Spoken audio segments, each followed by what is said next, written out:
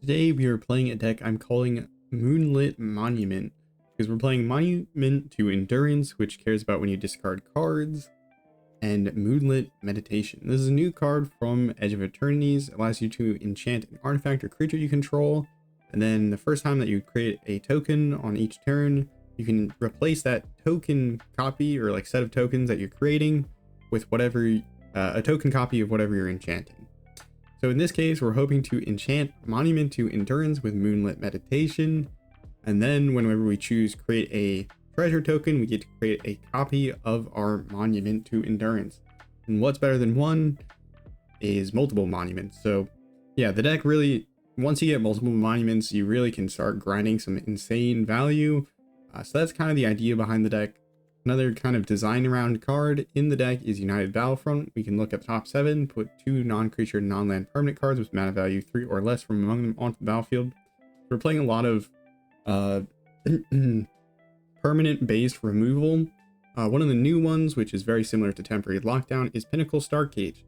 It is very similar to Temporary Lockdown, but it only exiles artifacts and creatures with mana value 2 or less.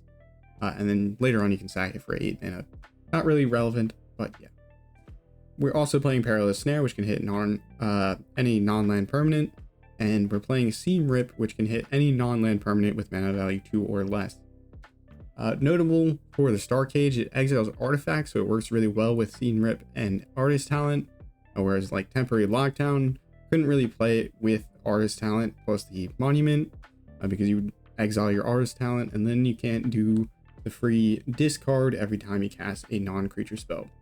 We're playing Collector's Vault as another way to trigger our Monument and make tokens, which can work well with the Moonlit Meditation. And notably, we can enchant like our Starcage or Perilous Snare if we really want to make copies of those. Now, our non-permanent base spells, we got Get Lost for removal, Negate. This is hopefully to stop any sort of combo shenanigans or massive blowouts. So if the opponent's going to cast Ultima, for example, which blows up all creatures and artifacts, we can negate that and save ourselves the trouble. Helix for aggro, and Beyond the Quiet as kind of catch-all sweeper. And yeah, besides that, we have Fomori Vault in the lands to hopefully, well, as another way to discard cards and dig for cards. Sacred Foundry helps with our Verge mana base. And yeah, let's see how we can do on the ranked ladder. All right.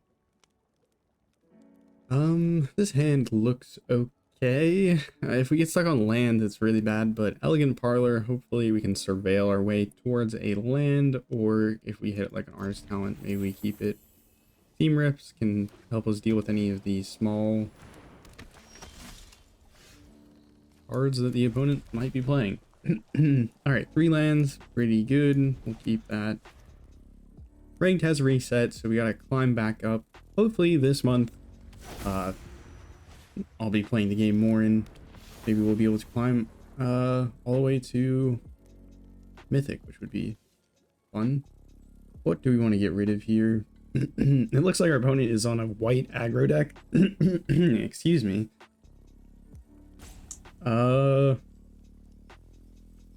Get rid of Negate. I don't think our opponent's gonna be... Yeah, we like kind of nullify it to some degree, but what is our opponent going to play? That is a non-creature spell. Probably not much.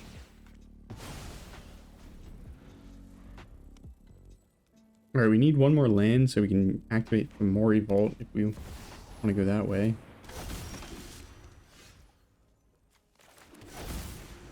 And we do need a blue source if we want to cast the Meditation anyways. So.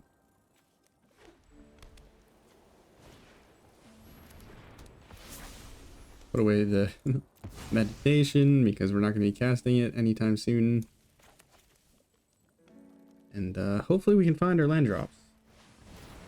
Sheltered by Ghosts, they get back their Lightstall Inquisitor and stall us out even harder. No, they get rid of the Monument. I don't think that was the right move, but who am I to say?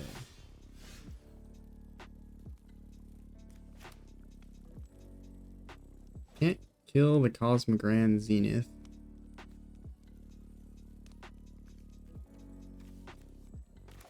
Well,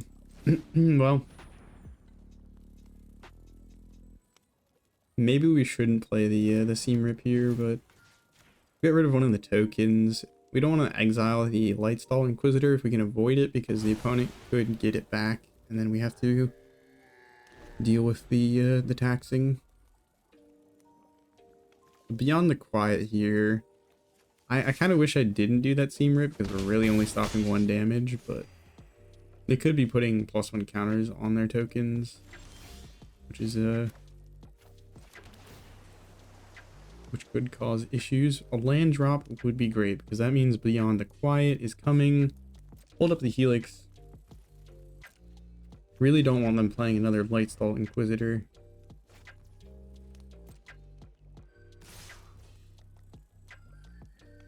They're not dying, so we'll take it.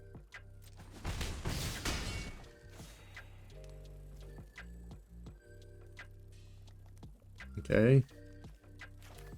We will lightning their face, just to gain back a bit of life, and then we should be able to cast Beyond the Quiet. There's nothing the opponent could do to stop it, I don't think, in mono white here. So, actually, there is the stupid bird that plots. Do they have bird? Opponent's gonna give us the bird. No. There's the 3-mana bird from OTJ that plots us, or like forces your opponent to plot the spell that they were casting. That actually would have been the one way they could have kind of stifled that. Warden. Voice of Victory is not good for us. Talent.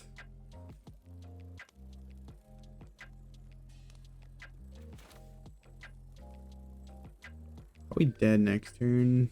Taking 4. As long as I don't have a way to give them +1 counters. They could have a way to give them +1 counters though. Yeah, we take Exacxies if they had a way to give both of their creatures counters here. I think we're gonna run out the talent. And then next turn we can hopefully draw something relevant. Or something. I don't know.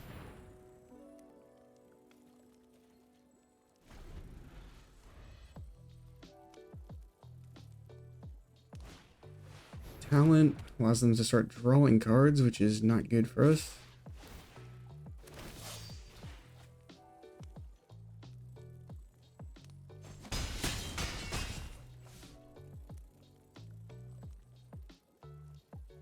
Down to 2. Human. They can make a token copy of one of their tokens with the talent, but they do not. Not good. Not good. Alright, I have to create a treasure with this, I think, because we just basically need to top deck removal for the voice. One could have a protection spell.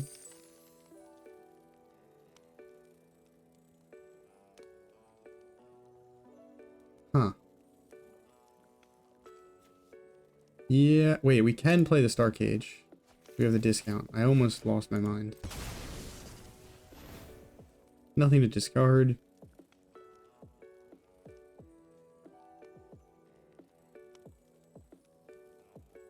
Anything with flash?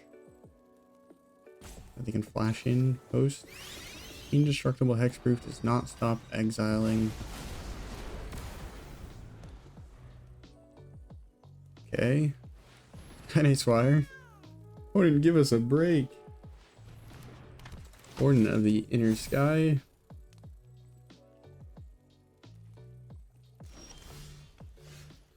Ooh.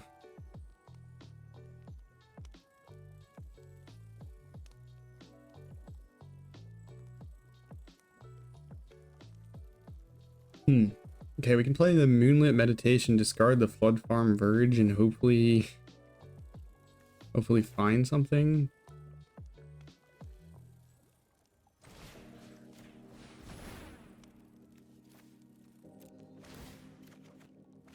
Oh, wait, okay. We're gonna do it. We're gonna Moonlit Meditation. Create a treasure token, make a copy of Starcage, and blow up the talent.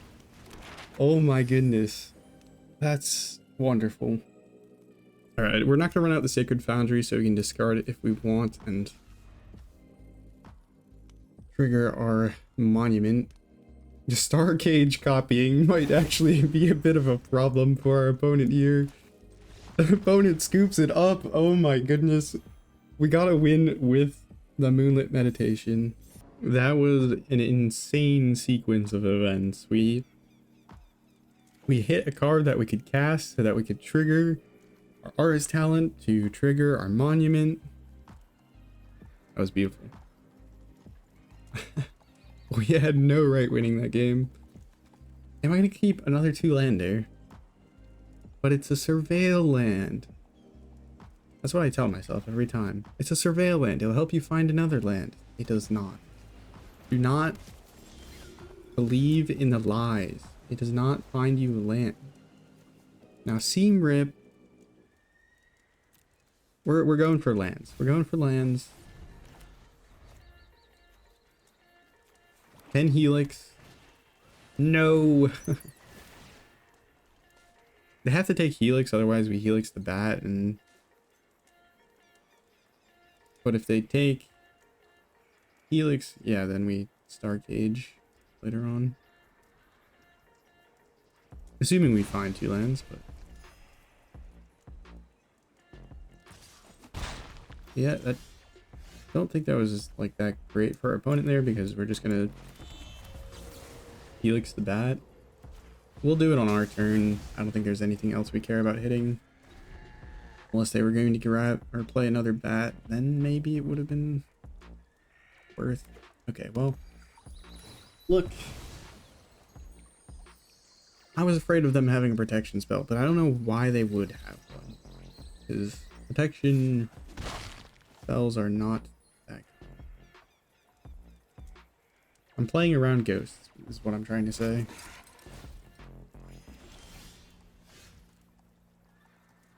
I think we play Sacred Foundry tapped, Artist Talent, and then we Starcage next turn.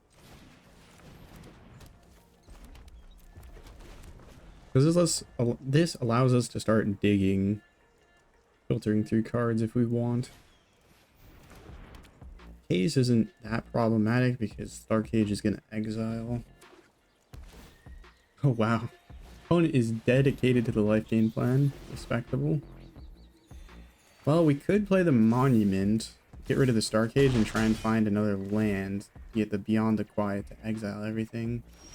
Which seems like probably the better line of play.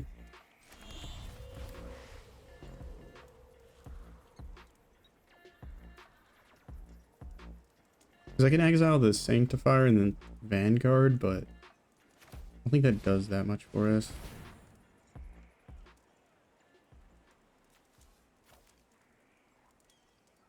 This is greedy. I could discard the other Monument, which would probably be better, but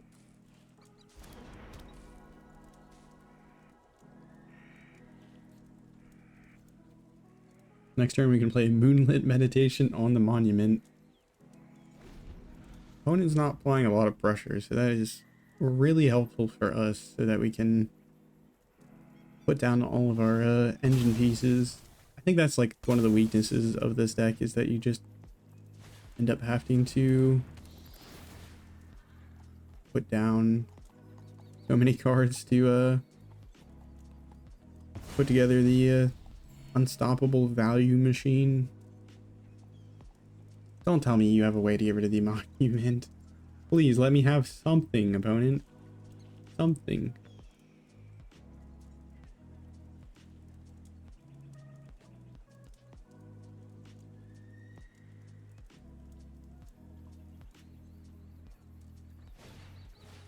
Okay, Sheltered could be worse. Interesting. We do have another Artist Talent, so we can run that out.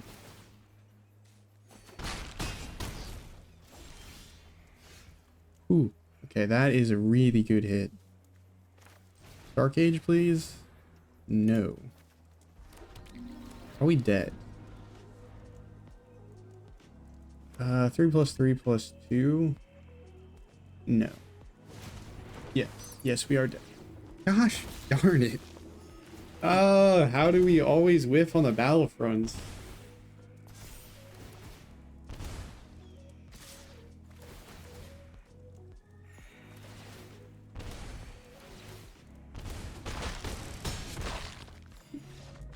I should have kept the Starcage. That was my bad.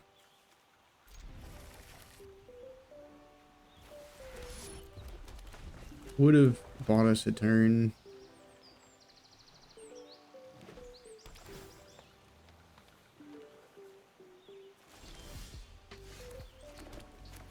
Always annoying losing by like, or just making a mistake that ends up losing you like a turn where you could have maybe found an answer. Okay. I don't think I need this many seam rips because the Pinnacle Starcage should hit a lot of the similar things. We'll be able to start duplicating our monuments potentially. Not very afraid of this sphere. Oh, opponent is playing the game.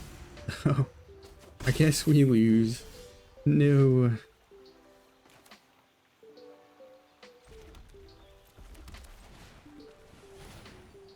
It's ripping time.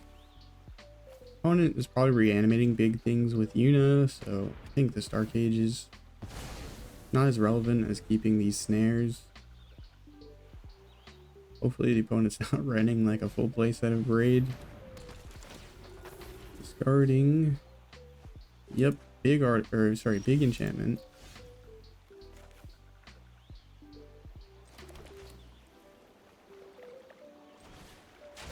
Moonlit Meditation doesn't do anything on its own, unfortunately.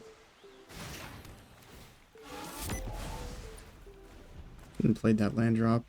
I could have played Flamori Vault here, which would be a bit more relevant.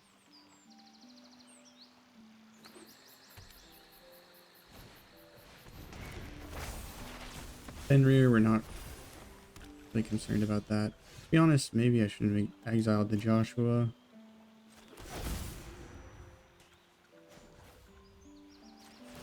Level up the talent. And why not? We'll just fully level it. We're not casting the snare. We're not activating the vault.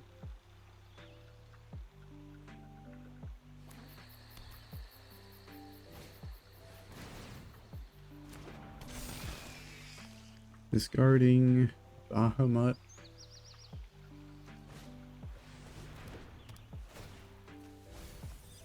There's Yuna, and an Overlord. Okay, Sweeper is needed at this point. Probably will need to go nuclear. Oh, and the opponent gets to play like the best removal spells in the format.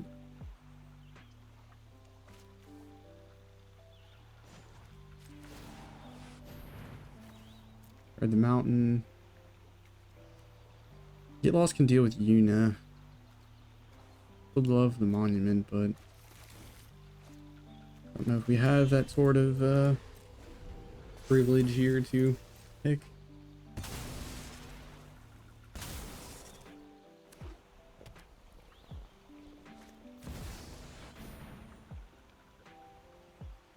Oh, he also has Ward 2.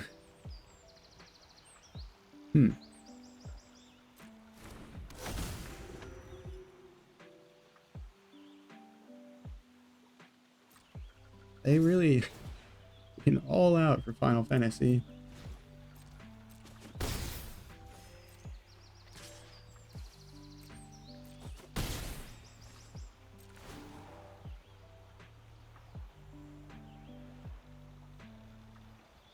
Well,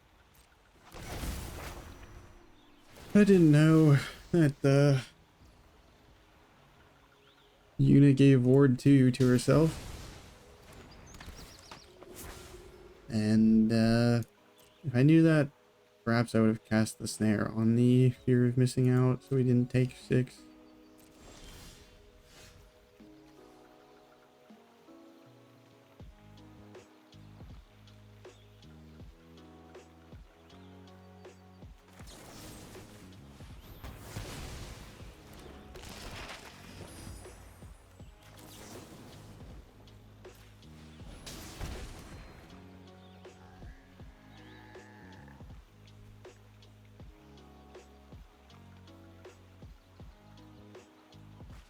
Alright, well. We'll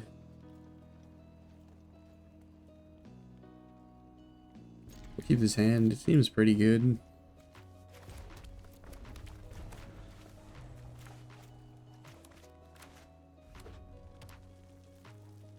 Red. Are we playing mono red? I haven't run into mono red in a while. But I've run into a million mono green decks that also kill you by turn 3, so feels about the same.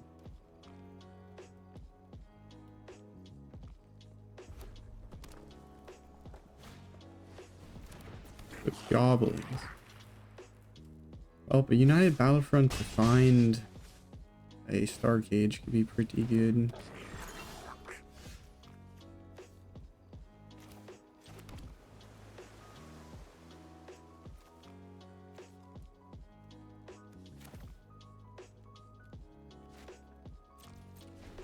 We'll see what the opponent plays. If they play like a 3-drop Goblin before combat, we might be able to strike it. There we go. Or Helix it. So used to thinking of Lightning Strike.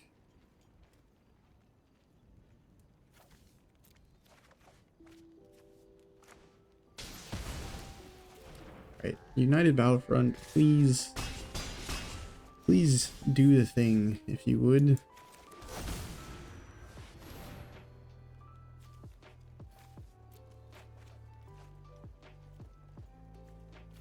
Huh.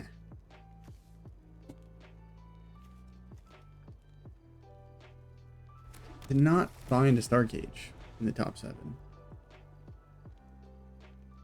That's not good.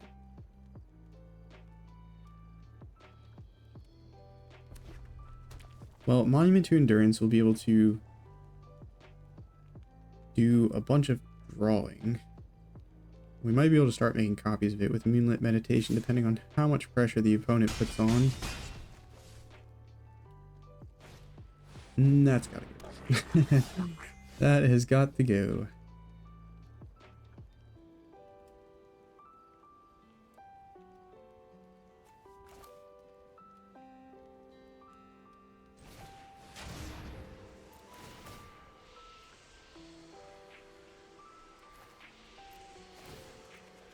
Draw. Treasure. Negate's probably not super useful into them. We have Get Lost that we can use on the opponent's turn. Starcage. Sweep up the little dudes, and we can sweep up the maps that we create. I'm gonna go straight to combat.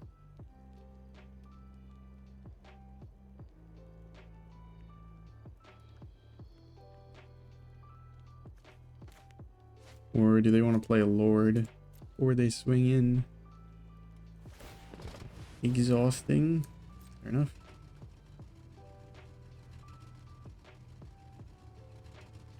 Probably kill the Grease Wrench Goblin here.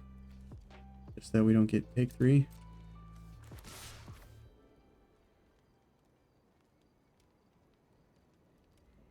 Yeah. Bonus deck does a lot of damage. I don't think we can afford to. We pitch the Moonlit Meditation, hold on to the United Battlefront. Good question. Or do we pitch anything here? Maybe we don't get rid of anything.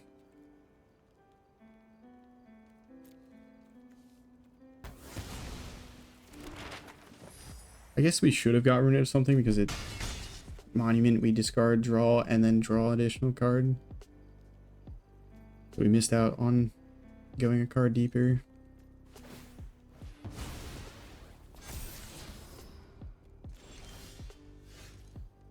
Helix is good. Makes me tempted to hold on to Starcage.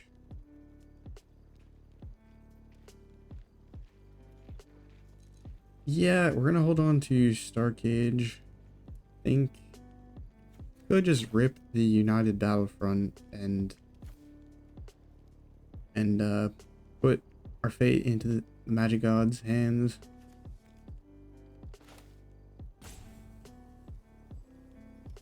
Alright, let's do this actually. And we're gonna get rid of the Starcage, I think. Draw, can we find a land? We can create treasure.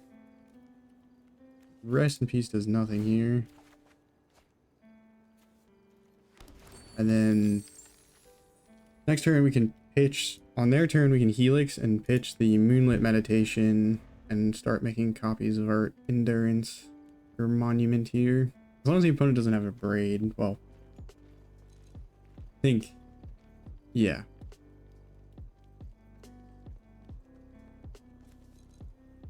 Even if they braid, they have to braid at the correct time.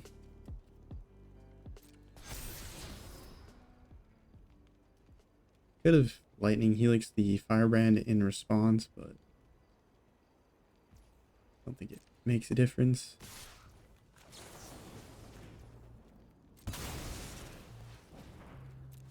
Guard the Moonlit Meditation. We will create a treasure token.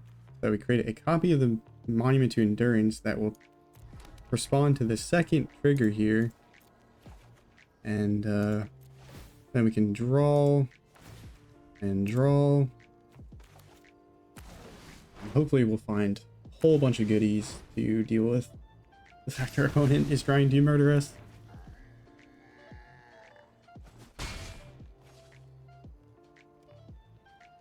Opponent doesn't have any speed, which is good. Engineer is concerning, but we have Starcage, which kind of seems really good here.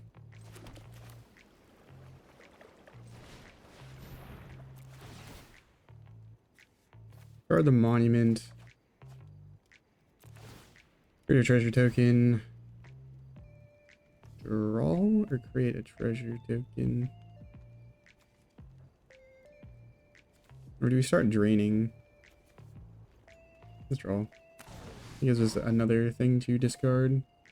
Take action, make a copy of that. We'll discard one of our United Battlefronts just because we have a lot of the cards that we care about at this point. Draw. Treasure. Treasure. Wait. No, I want to... Oh, I hate that. I hate that.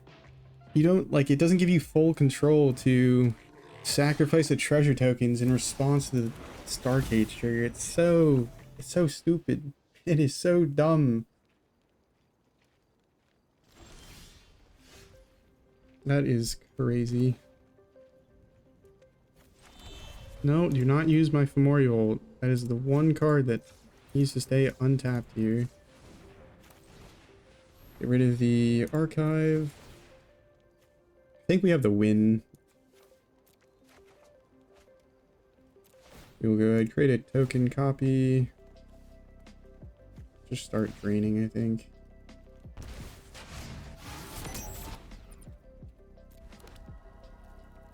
We'll discard one of these United Battlefronts.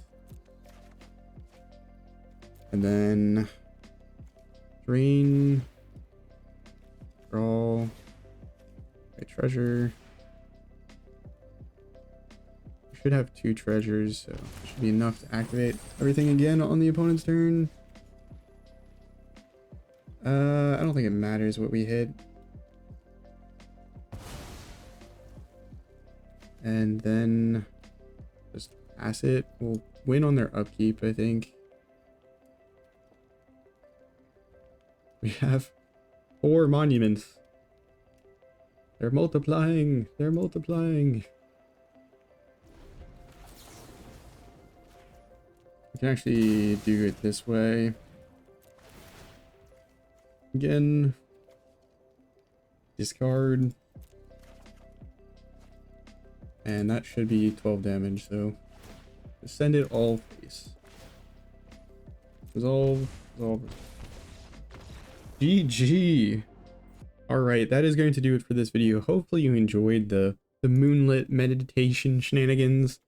I played quite a few games with this deck. And for this particular version, I'm 5 and 6 with it. I don't think it's particularly a great deck. As I kind of explained in the video, is Monument to Endurance, as much as I love the card, I think it's a really fun and like cool card. Provides you a lot of like different decisions that you can make. I don't think it's particularly a good card just because you have to play so many engine pieces to get it moving, and those engine pieces often don't do anything. So you're playing this 3-drop that doesn't do anything unless like on the turn it enters, and you're playing like these 2-drops that don't do anything on the turn it enters. So I think that's part of what makes it a bit of a weak card, but we did get to do Monument to Endurance things, which is super fun, and we did get to do Moonlit Meditation things. We copied a Starcage to sweep our opponent's board, which was crazy, and we made a bunch of copies of our Monument to Endurance. So hopefully you enjoyed this video. It took me like 3 times trying to record this video to make it work, because the power kept going out because of the weather, and so I'd be in the middle of a recording and then everything goes black. So I'm really happy that I managed to capture it here. And yeah, if you enjoyed this video, consider checking out the Is It Robots deck that we played. It's a very aggressive deck that plays the new what is it called? Emissary Escort 2-drop that can get really big, and does some fun shenanigans with it.